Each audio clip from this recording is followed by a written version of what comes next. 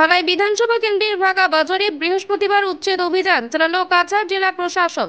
সবজি বাজারের পেছনের সরকারি পরিত্যক্ত পুকুরে আশপাশে বসতি স্থাপন করা 14টি পরিবারকে উচ্ছেদ করা হয়। বৃহস্পতিবার সকালে 2টি এক্সকেভেটর লাগানো হয় উচ্ছেদ অভিযানে। এতে উপস্থিত ছিলেন সোনাই সার্কেল অফিসার দীপঙ্কর নাথ, বিকাশ ছেত্রী, নরসিংহপুর উন্নয়ন ফান্ড আধিকারিক যাত্রাকান্ত কর্মকার, ধলাই থানার পুলিশ, মহিলা পুলিশ, সিআরপিএফ বাহিনী, এলাকার আব্দুল মনাফ তালুকদার, আজিজুর রহমান তালুকদার, সজমা বেগম তালুকদার, সুলতান আহমেদ লস্কর, রহিম উদ্দিন বড়ভূইয়া, মখলিস উদ্দিন তালুকদার, কমনারুন নেসা, রমেশ উদ্দিন লস্কর, ফলিরুন নেসা, রয়লা বেগম লস্কর, আব্দুল মান্নান তালুকদার, সালমান উদ্দিন তালুকদার, শরীফ উদ্দিন লস্কর, রসমিন বেগম তালুকদারের বসত বাড়ি সম্পূর্ণ গড়িয়ে দেওয়া হয়। নারকেল গাছ, সুপারি গাছ সহ বিভিন্ন ধরনের গাছপালা উপড়ে ফেলা হয়। জানা যায় যে ওই জায়গায় বিশ্ব ব্যাংকের 2.5 কোটি টাকা ব্যয়ে মার্কেট শেড নির্মাণ করা হবে, তাই উচ্ছেদ অভিযান চালানো হয়েছে।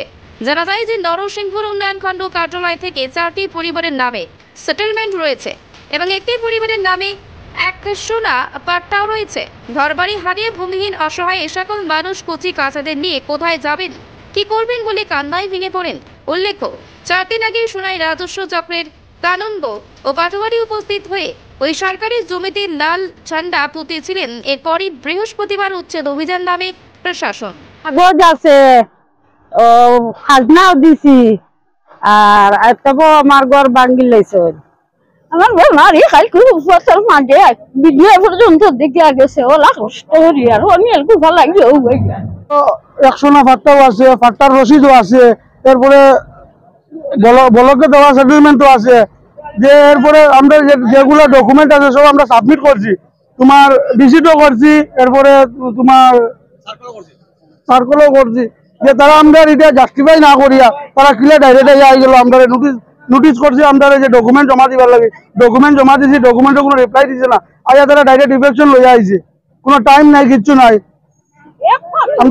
আমরা যখন যাওয়ার জায়গা নাই, কই যাই আমরা এটা ব্যবস্থা দিয়া যাক, আর নাই গুল্লি করি মারক, তাছাড়া কোনো লাইন নাই আমার কাছে। আমি তো লিগ্যাল হিসাবে আমি বইছি, তারা আমার আঞ্চলিক পঞ্চায়েত দিছে, আমি কিতা লাগি এখন উঠি যাম। পরবর্তীতে তারা কিতা করছে, খুব সকাল আইয়া তারা জেসিপি লাগাই দিছে। আমি রিকোয়েস্ট করছি তারারে যে আমার ঘর ভাঙ্গিলে আমারে সময় দাও, আমারে সময় দিলে আমি হরাইলিম।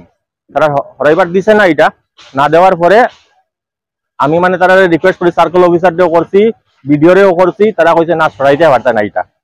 হ্যাঁ, অন্য মানুষের কিছু সরার আছে, আমারে তো তারা দিছে না, জানি না কিতা লাগি দিল না। এটা আমরা 15 জনের উপরে একটা নোটিশ আইছে, মানে আমরা দেখাইতাম সার্কেলে। আমরা 15 জনের মাঝে আমরা 14 জনে নিয়ে দেখাইছি। আমরা সেটেলমেন্ট আছে, এটা বাজারের জায়গা আমরা জানি, প্রায় 14 বিঘা জমিন বাগা বাজার। আমরা রাস্তার এক সাইডও ফরি রয়েছি, আমরা সেটেলমেন্ট লইয়া আমরা কিছু জায়গাতে আমরা 1.5 কাঠা করে জায়গা পাতা দিছে 2-3 জনে।